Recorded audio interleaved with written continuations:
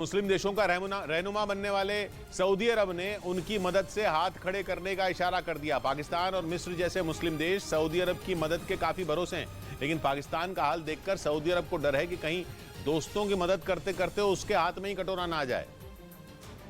इसलिए सऊदी अरब ने कहा कि वो मदद के नाम पर अब पानी की तरह पैसा नहीं बहाएगा, बल्कि अपने देश को इन्वेस्टमेंट डेस्टिनेशन बनाने पर ध्यान देगा। क्राउन प्रिंस मोहम्मद बिन सलमान सऊदी अरब को यूरोप की टक्कर का, बल्कि उससे भी इतना आधुनिक देश बनाना चाहते हैं कि यूरोप से लेकर अमेरिका बस देखते रह जाएं।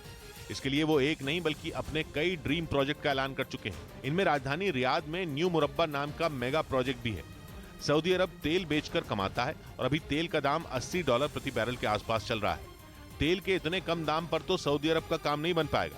यानी इन प्रोजेक्ट के लिए सऊदी अरब को सैकड़ों बिलियन डॉलर का निवेश चाहिए होगा। लेकिन सऊदी अरब की अर्थव्यवस्था में एफडीआई भी कम है, इसलिए मोहम्मद बिन सलमान की नाक कटने से बचाने के लिए सऊदी अरब ने धर्म को भुलाकर अपने मुस्लिम दोस्तों की मदद पर कैंची चलाने का मन बना लिया।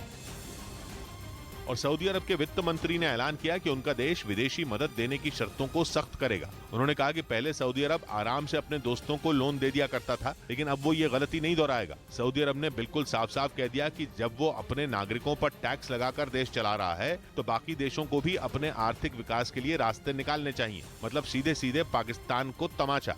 सऊदी अरब के इस फैसले ने पाकिस्तान के तो होश ही उड़ा दिए हैं। उसके लिए तो कंगाली में आटा गीला हो गया। इधर वंदे भारत ट्रेन पर पथराव का सिलसिला थमने का नाम नहीं ले रहा। महाराष्ट्र के नागपुर से वंदे भारत ट्रेन पर दूसरी बार पथराव की घटना सामने आई, जिसमें उसकी एक खिड़की का शीशा टूट गया। वंदे भारत ट्रेन पर पथराव की यह घटना महाराष्ट्र के भंडारा रेलवे स्टेशन के पास हुई। इससे पहले भी महाराष्ट्र के नागपुर से छत्तीसगढ़ के बिलासपुर तक चलने वाली इस वंदे भारत ट्रेन पर पत्थर बरसाए गए थे।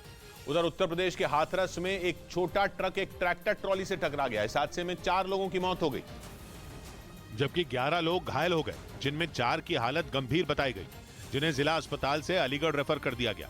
इस हादसे में जिन 4 लोगों की मौत हुई वो एक ही परिवार के बताए गए। इस बीच रावलपिंडी में आतंकी संगठन हिजबुल मुजाहिदीन के मुखिया के नजर आने के बाद पाकिस्तान आतंक के मुद्दे पर एक बार फिर बेनकाब हो गया। पाकिस्तान पूरी दुनिया से ये झूठ बोलता रहा कि उसने सैयद सलाउद्दीन को अपने यहां शरण नहीं दी है, लेकिन उसकी पोल उस वक्त खुल गई जब रावलपिंडी में सैयद सलाउद्दीन खुलकर सामने आ गया।